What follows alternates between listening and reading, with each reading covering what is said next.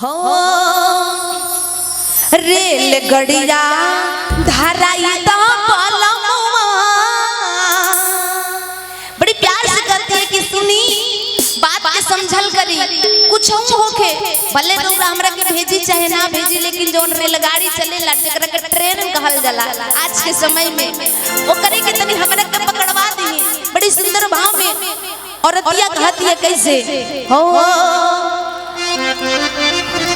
देव घर नगरिया, अरे देवा घर नगरिया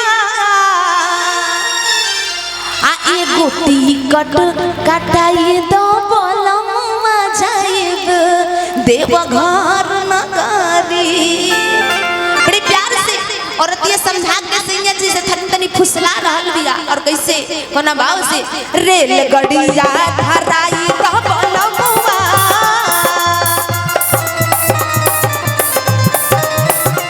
रेलगड़िया धराई दो बोलमुआ जाइब देव घर नगरी। रेलगड़िया धराई दो बोलमुआ जाइब देव घर नगरी।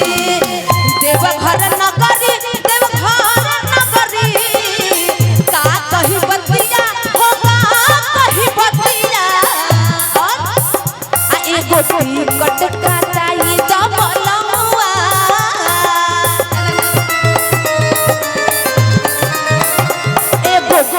टिकट कटाई दो बोलमुआ जाइब देव घर नगरी।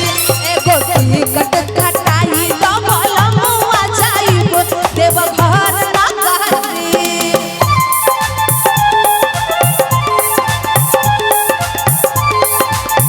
क्या बात बोलना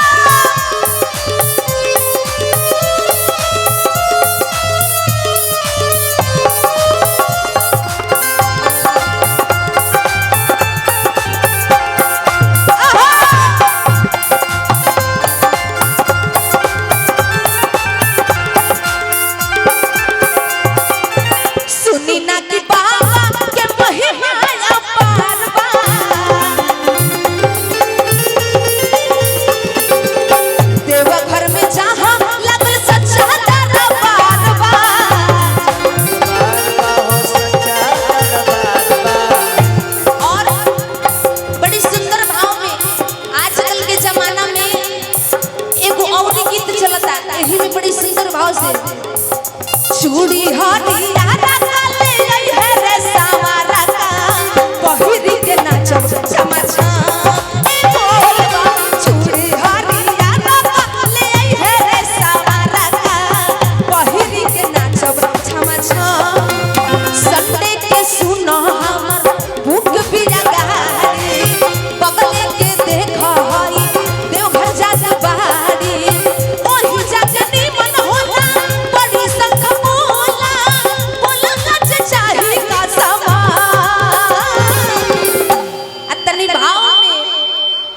चूड़ी हरिया रखा ले है रे सवारा का आ पहिरी के नाचो चमा छप बोल बाबा। चूड़ी हरिया रखा ले है रे सवारा का पहिरी के नाचो चमा छप।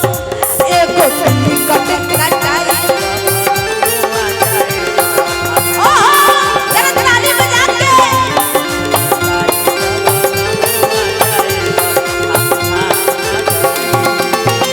सुनी ना कि बाबा के महिमा अपार बा।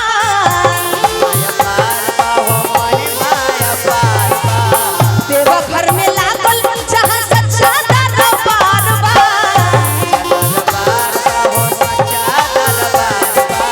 सुनी ना कि बाबा के महिमा अपार बा। देव घर में लागल जहाँ सच्चा दरबार बा। तनी सैया जी के नाम पे मीठी मीठी तालियां बजाया करिए बमजी, कैसे कि ताली बजावे से कलाकार के एनर्जी बढ़ेला। ऐसा लागत हवे कि खाना जब तक पेट में नहीं खेल जाई नहीं जाई तब तक एनर्जी ना आई। हां मीठी मीठी तालियां बजा के कहेंगे क्या तनी गड़िया धराई तो बोलमुआ,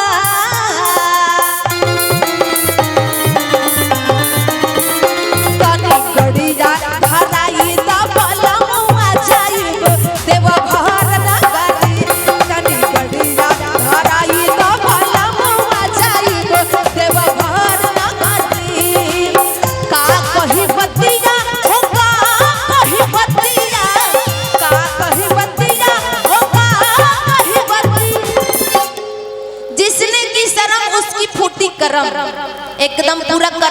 लुटवा दीजिए आज के दिन भोलेनाथ की नगरी में। ऐसे जरूरी थोड़ी ना है कि खाना खाइएगा तभी एनर्जी मिलेगा। बोले सच्चे दरबार की, बोले शंकर भगवान की। हाँ और कहेंगे क्या, अतनी गड़िया धराई सब